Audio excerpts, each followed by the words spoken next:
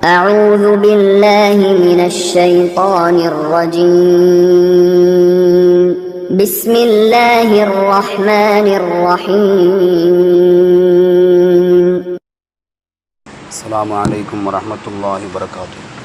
الحمد لله رب العالمين والعاقبة للمتقين والصلاة والسلام على سيدنا محمد وعلى آله وصحابه أجمعين.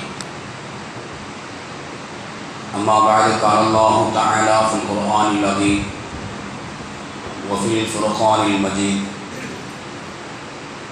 أعوذ بالله من الشيطان الرجيم. بسم الله الرحمن الرحيم. فلنسألن الذين أرسل إليهم ولنسألن المرسلين. صدق الله العظيم. قال نبينا محمد صلى الله عليه وسلم: يغتنم خمسا قبل خمس، حياتك قبل موتك. صدق صادق الأمين صلى الله عليه وسلم. அல்லாஹ்வின் நிகரில்லாத அன்பும் அருளும் அருமைநாயகம் ரசூலுல்லாஹி ஸல்லல்லாஹு அலைஹி வஸல்லம் அவர்கள் மீதும், அவர்களின் பரிசுத்தமான குடும்பத்தார்கள் மீதும், அவர்களின் பாக்கியம் நிறைந்த தோழர்கள் மீதும், நல்லோர்கள், நாதாக்கள், வலிமார்கள், குறிப்பாக இந்த ஜும்மாவினுடைய கடமையை நிறைவேற்றுவதற்காக இறை இல்லம் வருகை இருந்திருக்கின்ற நம்மவர்கள் மீதும், உலகில் வாழ்கின்ற முஃமினான முஸ்லிமான அனைவர்கள் மீதும் இறையருள் என்றென்றும் உண்டாவதாக. ஆமீன். கடந்துவிட்ட நிமிடங்கள் வரையிலும் நம்முடைய வாழ்நாளில் நம்மை அறிந்தோ அறியாமலோ செய்த குற்றங்களையும் குறைகளையும் அல்லாஹ் மன்னிப்பதோடு வாழும் காலமெல்லாம் பாவத்தின் அளவில் மீளாது நெருங்காது நம்மை பாதுகாத்து நம்முடைய உள்ளங்களில் உண்டான ஆகுமான எண்ணங்களை, நாட்டங்களை அல்லாஹ் அங்கீகரித்துக் கொள்வானாக. நாம் வாழ்கின்ற இந்த இந்திய மண்ணிலும் உலகளாவிய அளவிலும் முஸ்லிம்கள் கண்ணியத்தோடும் சகோதரத்துவத்தோடும் வாழ்வதற்கான வழியை அல்லாஹ் விசாலமாக்கி தருவானாக. நாம் குறைவிருக்கக்கூடிய இந்த இறை இல்லத்திற்காக இடமளித்து இதன் வளர்ச்சிக்காக வேண்டி இன்று வரையிலும் உடலாலும் பொருளாலும் ஆலோசனைகளாலும் உதவக்கூடிய அத்துணை நபர்களையும் அல்லாஹ் அவனது நிகரில்லாத பேரருளால் அங்கீகரித்துக் கொள்வானாக. ஆமீன். சங்கைக்குரிய அல்லாஹ் நல்லடியார்களே, ஒரு பள்ளிக்கூடத்தில் ஒரு மாணவர்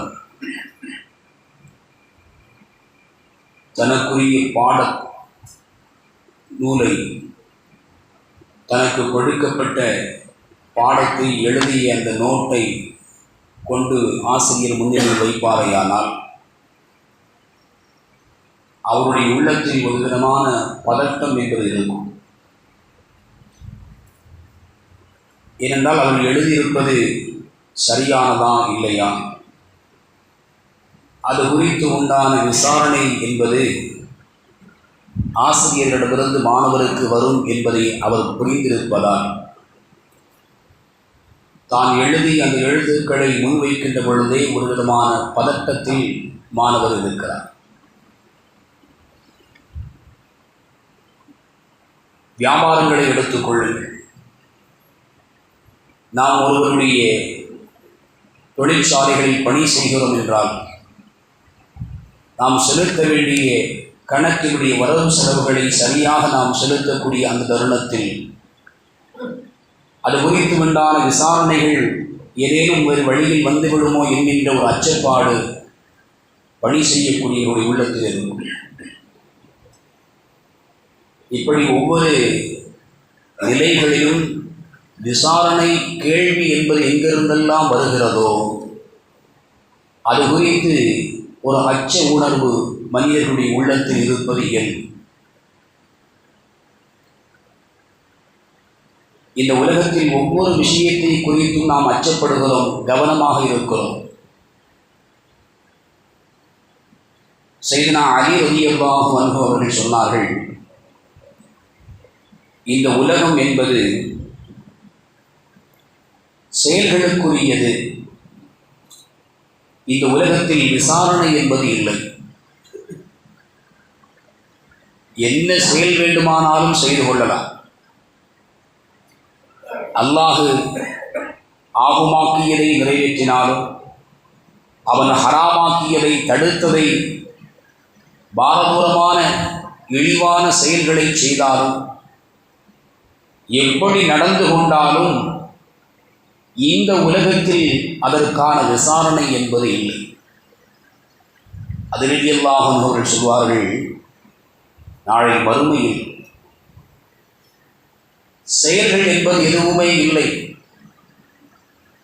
நான் தொழுது கொள்கிறேன் என்று அடியான் அல்லாஹ்விடத்தில் கேட்டால் அதற்கான அவகாசம் கொடுக்கப்படுமா? இந்த உலகத்தினுடைய கடைசி மூச்சோடு அது முடிந்துவிட்டது. ஒரு நாள் நோன்பு நோற்றுக் கொள்கிறேன், அவகாசம் கொடு இறைவா என்று அடியான் கேட்டால் அல்லாஹ் கொடுத்து விடுவானா? அல்லாஹ் கொடுக்க மாட்டான். ஒரு முறை உன் மீது, உன்னுடைய ஹபீபின் மீது ஸலவாத்தை சொல்லிக் கொள்கிறேன், வாய்ப்பை கொடு என்று கெஞ்சி கதறினாலும் அல்லாஹ் அந்த வாய்ப்பை தருவதில்லை. ஒரு கலாமுடைய வாக்கியத்தில் ஒரு வசனத்தையாவது உன் முன்னால் நான் ஓத வேண்டும், அதற்கு நீ நன்மை தர வேண்டும், வாய்ப்பை கொடு என்று அடியான் கேட்டால் அதற்கும் அங்கு இடமில்லை. என்னென்ன காரியங்கள் நன்மைகள் இருக்கிறதோ, உலகத்தில் செய்தால் நன்மைகள் என்று நபிகள் நாயகம் ஸல்லல்லாஹு அலைஹி வஸல்லம் அவர்கள் மூலமாக நமக்கு சொல்லப்பட்டதோ, அத்துணை காரியங்களுக்குமான முடிவு என்பது நம்முடைய சக்கராத்திற்கு முன்னதாக வரையில் திறந்ததாக இருக்கும். சக்கராத்துடைய நேரத்தில் மௌத்தை நாம் நெருங்கிவிட்டோம் என்று சொன்னால் அதனுடைய வாசல்கள் அடைக்கப்பட்டிருக்கின்றன. அதனால்தான் அலி ரலியல்லாஹு அன்ஹு சொல்கிறார்கள், நாளை மறுமையில் செயல் என்பது எதுவுமே கிடையாது, விசாரணை என்பது நாளை மறுமையில் உண்டு. விசாரணை மட்டும்தான் அங்கு. நம்முடைய வாழ்க்கையில் அல்லாஹ் நமக்கான ஜீவியத்தை கொடுத்திருக்கிறான் என்றால் நாம் புரிய வேண்டிய ஏராளமான விஷயங்கள் அதில் உள்ளடங்கியிருக்கிறது. அதில் ஒன்று, நமக்கான வாய்ப்பை அல்லாஹ் இந்த உலகத்தில் இன்னும் கொடுத்திருக்கிறான். அவன் கொடுத்திருக்கக்கூடிய இந்த வாழ்க்கை குறித்து நாளை மறுமையில் நாம் விசாரிக்கப்படுவோம் என்கின்ற அந்த யதார்த்தமான சத்தியமான நிலையை நாம் உள்ளத்தில் ஆழமாக பதித்துக் கொள்வதோடு அதை நாம் புரிந்து கொள்ள வேண்டும். ஏனென்றால் அல் குர்ஆன் ஷரீஃபில் அல்லாஹ் ரப்பல் ஆலமீன் சொல்கிறான், فَلَنَسْأَلَنَّ الَّذِينَ أُرْسِلَ إِلَيْهِمْ وَلَنَسْأَلَنَّ الْمُرْسَلِينَ. யாருக்கு நாம் தூதர்களை அனுப்பினோமோ அவர்களையும் திடனாக நாம் விசாரணை செய்வோம். நாம் அனுப்பிய தூதர்களையும் விசாரணை செய்வோம் என்று அல்லாஹ் சொல்கிறார். ஒவ்வொரு நபிமார்களுமே நாளை மறுமையில் விசாரிக்கப்படுவார்கள். நபிமார்களே விசாரிக்கப்படுகிறார்கள் என்று சொன்னால் நாம் எந்த இடத்திலும் அந்த விசாரணையிலிருந்து தப்புவதற்கான வழியே இல்லை என்பது உறுதியாகிறது. நாம் உணர வேண்டும் என்பதற்காக வேண்டி அல்லாஹ் இதை சொல்கிறார். ஈசா அலைஹிஸ்ஸலாம் அவர்களை நாளை மறுமையில் அல்லாஹ் விசாரிப்பதை குறித்தும் குர்ஆனில் அல்லாஹ் பதிவு செய்திருக்கிறார். ஈசாவை, நீங்கள் உங்களுடைய சமூகத்தவரிடத்தில் உங்களை கடவுளாக எடுக்கும்படி நீங்கள் ஏவினீர்களா என்று நாம் கேட்போம் என்பதையும் குர்ஆனில் அல்லாஹ் பதிவாக்கி வைத்திருக்கிறார். இந்த வசனங்கள் எல்லாம் நமக்கு சொல்லுகின்ற ஒரு செய்தி, ஒரு சமூகத்திற்கான தலைவராக இறை தூதுவராக அனுப்பப்பட்ட ஒவ்வொரு நபிமார்களுக்கும் நாளை மறுமையில் விசாரணை உண்டு. ஒவ்வொரு நபிமார்களுக்கும் விசாரணை உண்டு. நபிமார்களுக்கு விசாரணை உண்டு என்று சொன்னால் நம்முடைய நிலை எப்படி இருக்கும் என்பதை நாம் புரிந்து கொள்ள வேண்டும். எல்லாவற்றையும் விசாரிக்கப்படும். சஹாபாக்கள் பெருமானார் ஸல்லல்லாஹு அலைஹி வஸல்லம் அவர்களுடைய சபையில் அமர்ந்திருக்கின்ற பொழுது கேட்டார்கள், யா ரசூலல்லாஹ், நாளை மறுமையில் எல்லாவற்றையும் அல்லாஹ் விசாரித்து விடுவானா? ஸல்லல்லாஹு அலைஹி வஸல்லம் சொன்னார்கள், ஆம், எந்த ஒன்றும்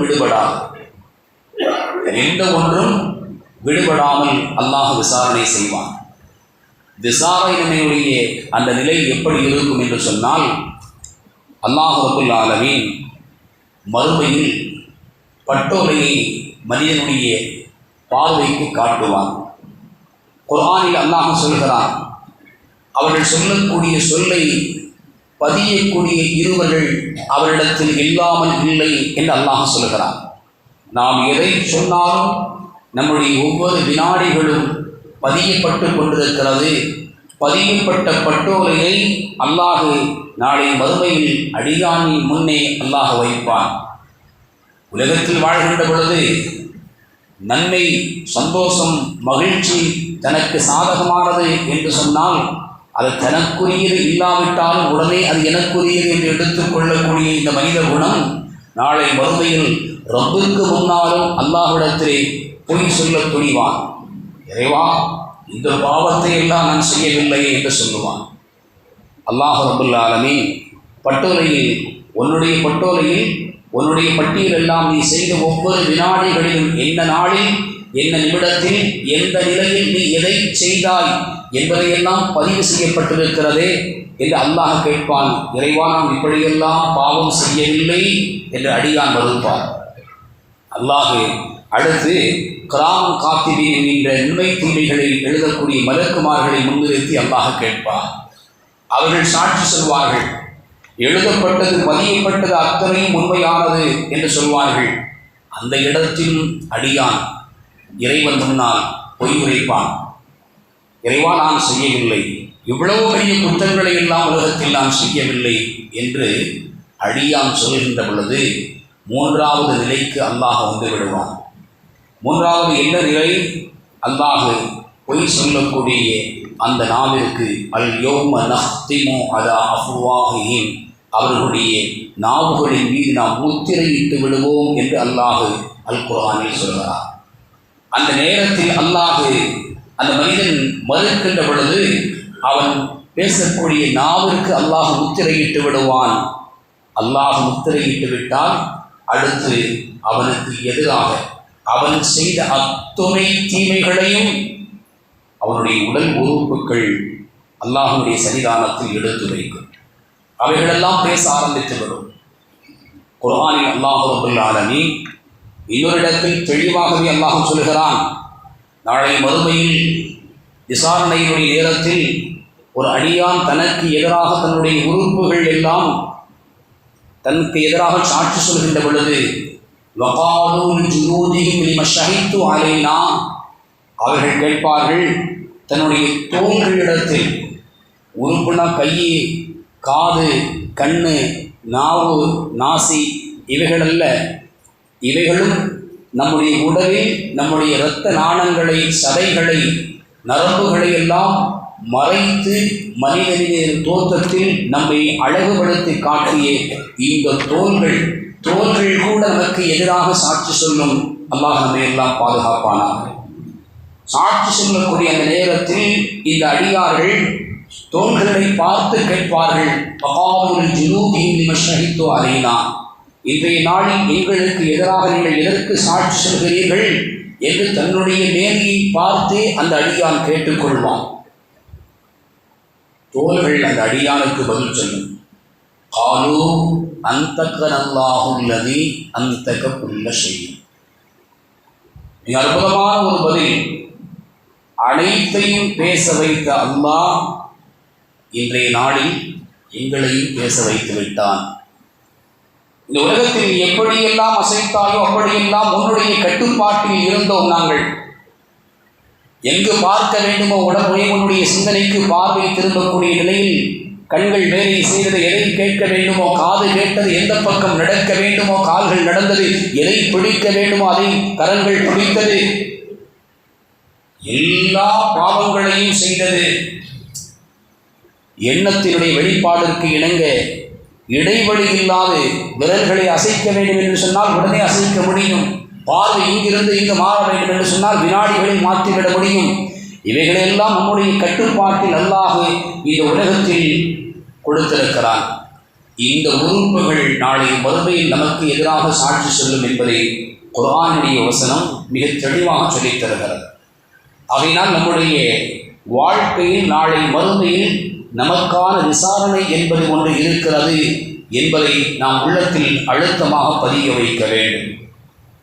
இறைவனுடைய சன்னிதானத்தில் நாம் நிறுத்தப்படுவோம் என்று நாம் நம்முடைய உள்ளத்தில் அழுத்தமான எண்ண உணர்வை நாம் வளர்த்துக் கொள்வோமையானால் நிச்சயமாக நம்மிடமிருந்து ஒரு கடமை கூட தவறாது.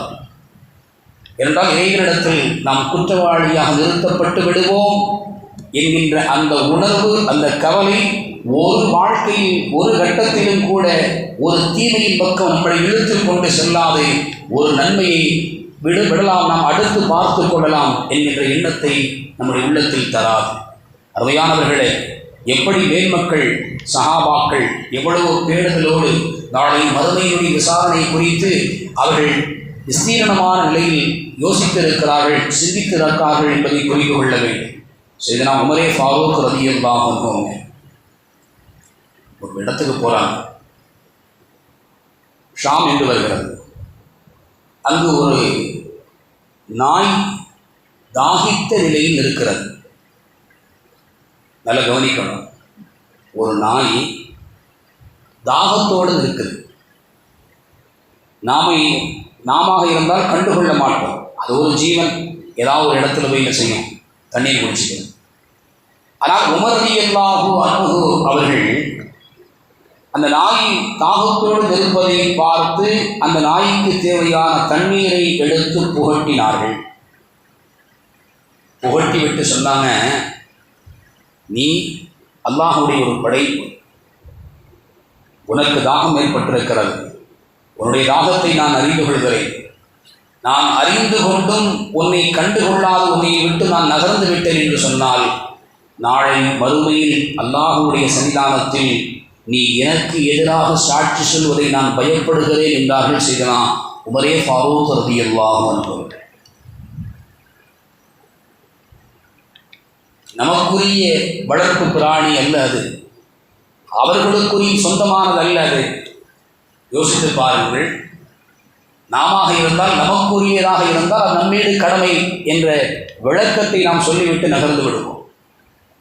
உமர் ரலியல்லாஹு அவர்கள் யோசிக்கிறார்கள். அவர்களுடைய யோசனை எப்படி இருந்தது?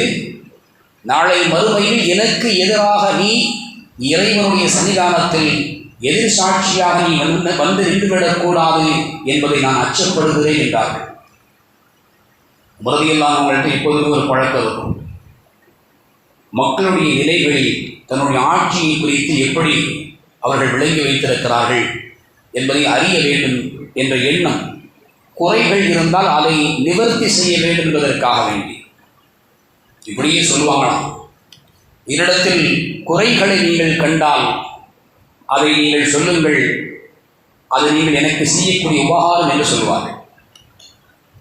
அவையானவர்கள் இப்படியான சிறந்த தலைமைத்துவத்தை பெற்ற மனிதர்களை உலக வரலாற்றில் பார்க்கவே முடியாது. உமர் ரலியல்லாஹு அவர்கள் சொல்வார்கள், என்னிடத்தில் குறைகள் இருக்குமையானால் அதை என்னிடம் நீங்கள் சொல்லுங்கள், நான் சரி செய்து கொள்கிறேன். இன்றைக்கு இருக்கின்ற குறைகளை வெளிப்படுத்தினாலே பிரச்சனைகள் வேறு விதமாக வந்து இன்றைக்குண்டான சூழ்நிலைகளை நாம் பார்த்து கொண்டிருக்கிறோம். அருமையானவர்களே, சையதுனா உமரே ஃபாரூக் ரலியல்லாஹு அன்ஹு சிரியாவிற்கு சையதுனா அலி ரலியல்லாஹு அவர்கள் இப்னு மஸ்ஊத் ரலியல்லாஹு அன்ஹு இருவரோடு சேர்ந்து பயணிக்கின்ற பொழுது வழியில் ஒரு வயதான மூதாட்டியான ஒரு பெண்ணை பார்க்குறாங்க. ஒரு அம்மா. அந்த அம்மாட்ட விசாரிக்கிறாங்க. ஹலீஃபா அமீருல் மூமின்களுடைய தலைவர் உமர் ரலியல்லாஹுடைய ஆட்சியை குறித்து, அவரை குறித்து நீங்கள் என்ன எண்ணம் வைத்திருக்கிறீர்கள்? அந்த அம்மா சொன்னாங்க, உமருக்கு அல்லாஹ்விடத்தில் எந்த கூலியும் கிடைக்காதுன்னா, உமருக்கு எந்த கூலியும் கிடைக்காது என்று அந்த பெண்மணி தாயார் சொன்னார்கள். ரலியல்லாஹு அந்த இடத்தில் அழுதார்கள்.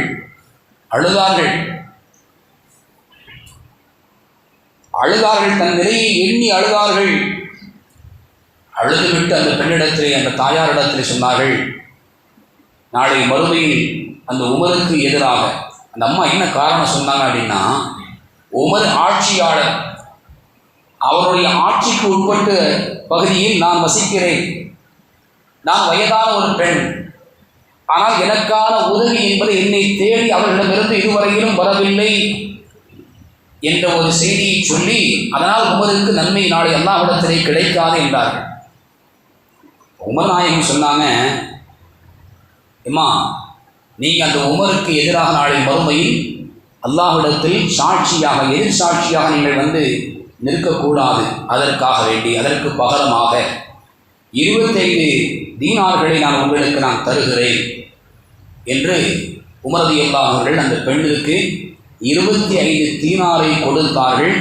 கொடுத்தது மட்டுமல்ல, தன்னோடு இருக்கக்கூடிய அலி ரலியல்லாஹு அன்ஹு அவர்களையும் இப்னு மஸ்ஊத் ரலியல்லாஹு அன்ஹுமா அவர்களையும் சாட்சிகளாக வைத்து ஒரு கடிதத்தை எழுதினார்கள். எவ்வளவு நாளை மறுமையினுடைய விசாரணை குறித்து அச்சத்தோடு அவர்கள் வாழ்ந்திருக்கிறார்கள் என்பதற்கான நிகழ்ச்சி இது. கடிதத்தில் எழுதப்பட்ட வாசகம், உமர் அவர்களுக்கு எதிராக நான் சாட்சி சொல்ல மாட்டேன் என்பதற்காக 25 தீனாரை நான் பெற்றுக்கொண்டேன், இந்த உமரிடமிருந்து பெற்றுக்கொண்டேன் என்ற வாசகம் எழுதப்பட்டிருந்தது. அதை படித்து பார்க்கின்ற பொழுதுதான் அந்த தாயாருக்கு புரிந்தது, நாம் உமரிடத்தில் அல்லவா பேசிக் கொண்டிருந்தோம், ஹலீஃபாவிடம் நாம் பேசிக் கொண்டிருந்தோம் என்று உணர்ந்து கொண்டார்கள்.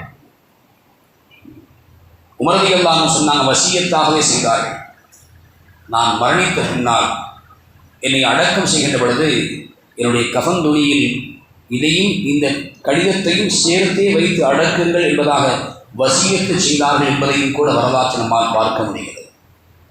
நாளை மறுமையினுடைய சிந்தனையில் எவ்வளவோ அவர்கள் சிந்தித்திருக்கிறார்கள். அல்லாஹ்வுடைய சன்னிதானத்தில் எந்த ஒரு காரணத்தை முன்வைத்தும் நாம் குற்றவாளியாக நிறுத்தப்பட்டு விடக்கூடாது என்பதில் எவ்வளவு தூரம் அவர்கள் கவனமாக இருந்திருக்கிறார்கள் என்பதை நாம் புரிந்து கொள்ள வேண்டும்.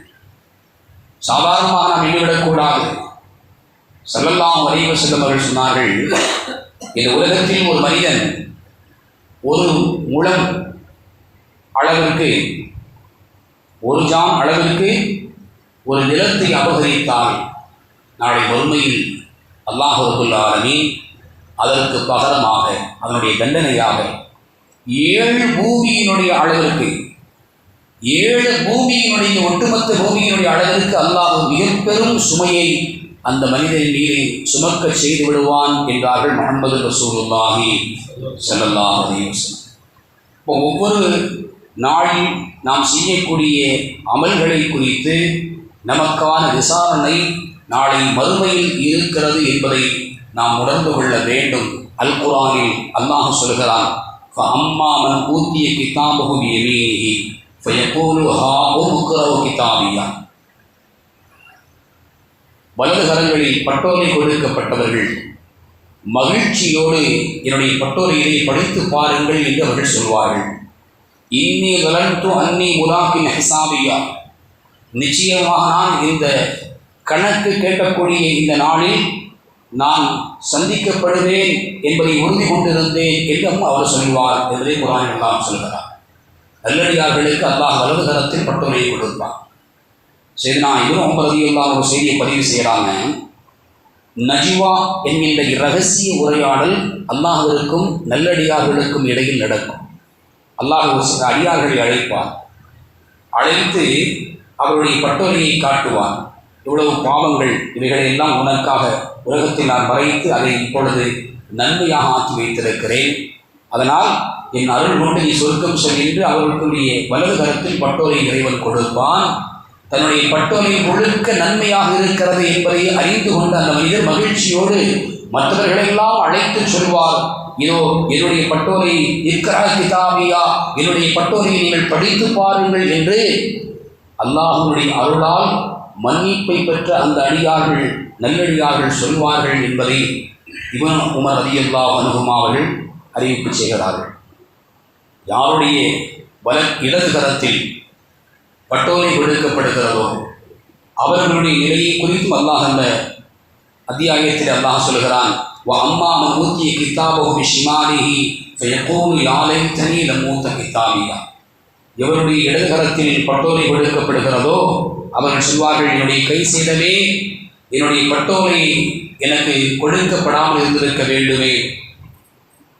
வலம் அதிகமா ஹிசாபியா, என்னுடைய கணக்கு என்ன என்பதை நான் தெரியாமல் இருந்திருக்க வேண்டுமே, தெரியாமல் இருந்திருக்க கூடாதா என்று அவர் சொல்லுவார் என்பதை அல்லாஹ் ரப்பல் ஆலமீன் திருமறை குர்ஆனிலே பதிவு செய்து வைத்திருக்கிறார். அருமையானவர்களே, ஒவ்வொரு நிலைகளிலும் நாளை மறுமையில் நமக்கான விசாரணை என்பது இருக்கிறது என்பதை நாம் புரிந்து கொள்ள வேண்டும். ஏனென்றால் நாம் செய்யக்கூடிய நன்மைகளுக்கான கூலி அங்கு இருப்பது போல நாம் செய்யக்கூடிய தீமைகளுக்கான தண்டனை என்பது நாளை மறுமையில் இருக்கிறது. பெருமானார் ரசூலுல்லாஹி ஸல்லல்லாஹு அலைஹி வஸல்லம் அவர்கள் சொன்னார்கள், யக்தனிமு ஹம்ஸன் கபுல ஹம்ஸின், 5க்கு முன்னால் 5 விஷயங்களை நீங்கள் பிடித்துக் கொள்ளுங்கள், நீங்கள் எடுத்துக் கொள்ளுங்கள். அதில் சொல்லி வருகின்ற பொழுது நபியவர்கள் சொன்னார்கள், கடைசியாக வஹயாத்தக கபுல மௌத்திக, மரணத்திற்கு முன்னால் உங்களுடைய ஜீவியத்தை நீங்கள் எடுத்துக் கொள்ளுங்கள், பிடித்துக் கொள்ளுங்கள் என்றார்கள் முஹம்மது ஸல்லல்லாஹு அலைஹி வஸல்லம். இந்த ஜீவியம் நாளை மறுமையில் விசாரணைக்கான முன்னேற்பாடாக இருக்கிறது. அதனால் இங்கு நாளை மறுமையில் உண்டான விசாரணை குறித்து உண்டான சிந்தனையோடு நல் அமல்களை நாம் நிறைவாக செய்வதற்கும் அதே நேரத்தில் தீமைகளில் இருந்து தவிர்த்து வாழ்வதற்கான சூழ்நிலைகளை நாம் உருவாக்கி கொள்ள வேண்டும். பெருமானார் ஸல்லல்லாஹு அலைஹி வஸல்லம் அவங்கள்ட்ட சஹாபாக்கள் கேட்டாங்க, மறுமையில் எல்லாவற்றையும் விசாரிக்கப்படும் நாயகமே என்று நீங்கள் சொல்கிறீர்கள், அதில் இருந்து தப்பித்துக் கொள்வதற்கான வழி என்ன? கடுமையான பசியோடு ஸல்லல்லாஹு அலைஹி வஸல்லம் இருந்தாங்க, அபூபக்கர் நாயகம் இருந்தாங்க, உமர் நாயகம் இருந்தாங்க. வழியில் மூவருமாக சந்திக்கிறாங்க. ஒரு தோழருடைய வீட்டிற்கு விருந்துக்கு செல்கிறார்கள். அவர்களுக்கு விருந்து கொடுக்கப்படுது. அந்த உணவை சாப்பிட்ட பின்னால் கடுமையான பசி, 2 தினங்களுக்கு மேலால் உணவு சரியாக உண்ணவில்லை, கடும் பசி. அந்த உணவு ஒரு சகோதரின் மூலமாக விருந்தாக கொடுக்கப்படுகிறது. அந்த விருந்தை உண்டு முடித்த பின்னால் முஹம்மது ஸல்லல்லாஹு அலைஹி வஸல்லம் அவர்கள் வாய் திறந்து சொன்னார்கள், நாம் உண்ட இந்த உணவிற்கும் நாளை மறுமையில் அல்லாஹ்விடத்தில் கேள்வி என்பது இருக்கிறது என்றார்கள் ஸல்லல்லாஹு அலைஹி வஸல்லம். 2 நாள் பசி, அந்த பசியை தாங்க முடியாது, எங்காவது உணவு கிடைக்குமா என்கின்ற ஒரு நிலை ஏற்பட்டு தோழர்களின் மூலமாக விருந்து ஏற்பாடு செய்யப்பட்டு அன்று உண்ணப்பட்ட அந்த விருந்திற்கும் கூட நாம் மறுமையில் பதில் சொல்ல வேண்டும் என்று நபிகள் நாயகம் ஸல்லல்லாஹு அலைஹி வஸல்லம் சொன்னார்கள் என்று சொன்னால் நாம் விளங்க வேண்டிய நிறைய விஷயங்கள் இருக்கிறது. அல்லாஹ் நிறைவான பாக்கியங்களை நமக்கு கொடுத்திருக்கிறான். ஒவ்வொன்றிற்கும் அல்லாஹ்விடத்தில் நமக்கான கேள்வி கணக்குகள் இருக்கிறது என்பதை, விசாரணை இருக்கிறது என்பதை நாம் புரிந்து கொள்ள வேண்டும். நம்முடைய பட்டோலை நம்முடைய வழக்கரத்தில் அல்லாஹ் தர வேண்டும் என்கின்ற ஆவல் நம்முடைய உள்ளத்தில் ஒவ்வொரு நாளும் அதை நிலைத்திருக்க வேண்டும். பெருமானாரிடத்திலே சஹாபாக்கள் கேட்டாங்க, யா ரசூலல்லாஹ், பட்டோலை ஒவ்வொரு விஷயங்களையும் நாளை மறுமை அல்லாஹ் விசாரிப்பான், பட்டோலை வழக்கரத்தில் பெற வேண்டும் என்று சொன்னான். அந்த விசாரணையில் இருந்து இறைவனுடைய அருள் கொண்டு தப்பிக்க வேண்டும் என்று சொன்னால் என்ன செய்வது என்று கேட்ட பொழுது நபிகள் நாயகம் ஸல்லல்லாஹு அலைஹி வஸல்லம் சொன்னாங்க, இஸ்திக்ஃபார், பாவ மன்னிப்பு தேடிக் கொள்ளுங்கள் என்றார்கள் முஹம்மது ரசூலுல்லாஹி ஸல்லல்லாஹு அலைஹி வஸல்லம். அல்லாஹ் ரப்பல் ஆலமீன் நமக்கு அருளிய இந்த வாழ்க்கையை, இதனுடைய பாக்கியங்களை உணர்ந்து அவனுக்கு நன்றி செலுத்தக்கூடிய நன்மக்களாய் வல்லர் ரஹ்மான் அனைவர்களை ஆக்குவானாக. நம்முடைய வாழ்க்கையில் செய்த குற்றங்குறைகள் அனைத்தையும் அல்லாஹ் மன்னித்து நாளை மறுமையில் அல்லாஹ் வலதுகரத்தில் பட்டோலையை வாங்கி மகிழ்ச்சி அடையக்கூடிய நர்பாக்கியவான்களில் வல்லர் ரஹ்மான் நம் அனைவர்களையும் சேர்த்து வைப்பானாக. வாஹிரு தஅவானா அல்ஹம்துலில்லாஹி ரப்பில் ஆலமீன். அஸ்ஸலாமு அலைக்கும் வரஹ்மத்துல்லாஹி வபரகாத்துஹு.